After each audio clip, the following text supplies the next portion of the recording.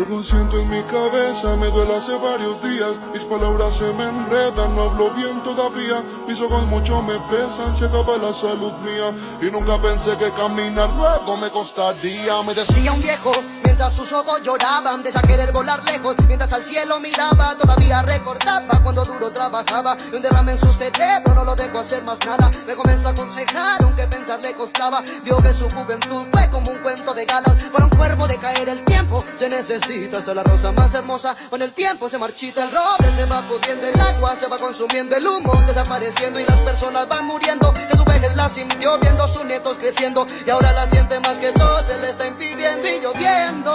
Que todo se va acabando, nada dura para siempre. El cuerpo se va desgastando, el árbol de roble más fuerte algún día se va a caer. Nada dura para siempre, los hijos van a crecer. Es como apegarse a una relación que no nos va a durar, como los hijos que crecen y luego se apartarán. Soy consciente que en quien siente y se va a hacer